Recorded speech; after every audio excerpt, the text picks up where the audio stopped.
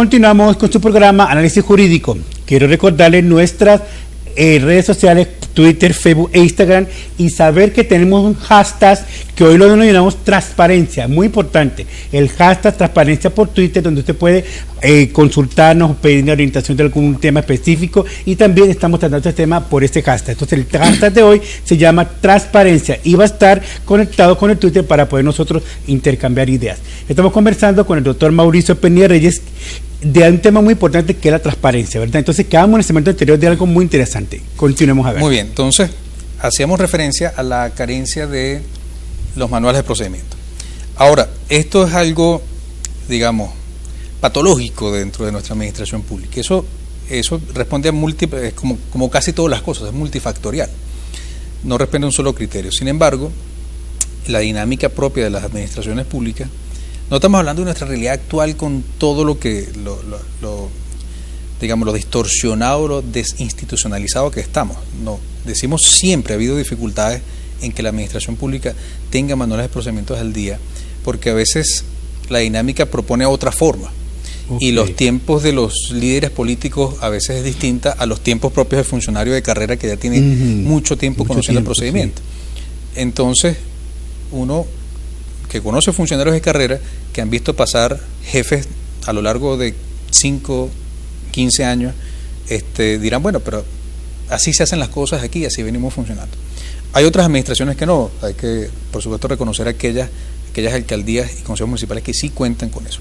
Sin embargo, no es un problema menor, porque más allá del comentario divertido de que hacemos las cosas como mejor les parezca a los funcionarios, la realidad es que estamos actuando por vías de hecho.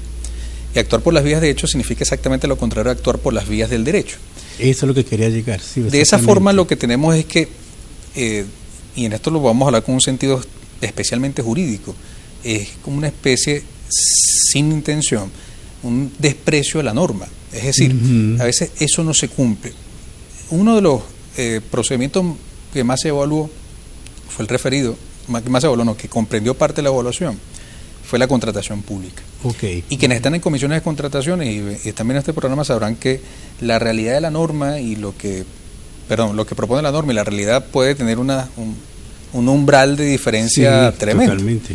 Sin embargo, es la norma que está. Entonces, ¿cómo hacemos para acercarnos lo mejor posible a la norma sin que esa distancia que nos separe del cumplimiento no constituya un acto ilegal o una nulidad que dañe el procedimiento, retrase una obra pública y además ponga en riesgo la estabilidad del funcionario porque se le apertura un procedimiento, o sea, abran o inicien procedimientos administrativos en su contra? Hoy día, pues, por supuesto que la realidad circundante no nos permite sostener siquiera precios y hay una modalidad, pues, distinta de contratación, unas normas que de hecho se están aplicando, provenientes de la Asamblea Nacional Constituyente, con lo cual son normas de hecho y se están aplicando ese tipo de normas para, digamos, acercar la realidad a los procedimientos de escogencia de proveedores o de obras o de lo que sea. Sin embargo, en cualquiera de los casos, no solamente en Venezuela, a nivel iberoamericano, es un tema frecuente que en la contratación pública hayan desfases entre lo que se espera hacer y lo que la norma pide. ¿Cuál es el mejor modo que han entendido los países a la vanguardia de esto? Que son los manuales de procedimientos los que cubran esos vacíos. La norma, que especifica elementos muy concretos, no puede llegar a la realidad de la contratación de un municipio pequeñito que queda en una frontera a otro que quede en la área metropolitana de la capital, por ejemplo. Su poder de compra, el rango de proveedores, la dinámica social es distinta en consecuencia. Pero la norma es como si todo el país fuese un solo lugar. Entonces, ¿dónde puede haber una dinámica mejor? En los manuales de procedimiento. Pero además, eso es con un pensamiento especialmente jurídico, pero con un pensamiento ahora mucho más administrativo de la administración, pues también incluir las buenas prácticas, el conocido soft law, este conjunto de normas que vienen de recomendaciones de Consejo Latinoamericano de Administración Pública, de la CEPAL y de otras organizaciones de universidades, incluso de ONGs que están promoviendo buenas prácticas, resulte mejor antídoto para uno evitar actuar por las vías de hecho. ¿Qué resulta entonces si hay tanta información? Es la necesidad de capacitación sobre el tema. todo este tipo de informes que hemos estado entregando redunda en que, bueno, sí, sabemos qué errores cometimos, pero es que tenemos una dinámica de 5 o 20 años haciéndola así. ¿Cómo pasamos a otra dinámica? Es decir, dicho en lenguaje del comportamiento organizacional, ese paradigma a través del cual hemos funcionado por mucho tiempo. No estoy hablando de la realidad concreta de que no hay recursos o que la inflación tiene un crecimiento diario que no permite planificar, sino como siempre ha ocurrido. Es decir, si hablamos de una realidad de hace 15 años, hace 20 años, con una inflación mucho más manejable, que era alta para entonces, hoy día quizás añoremos aquel índice inflacionario, pues lo importante es cómo nosotros asumimos buenas prácticas para que eso ocurra.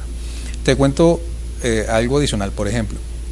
Una de las cosas que contribuye a que eso pase y que el funcionario público sepa que hay ciudadanos que están en su entorno capaces de interpretar lo que supone la contratación del Estado, o cualquier otro tipo de procedimiento, contratación de personal, los ejidos, cómo se venden, cómo se compran, cómo se postulan, qué precios tienen, cuál es la tasa sobre la cual se cobran los arrendamientos de los ejidos, en fin.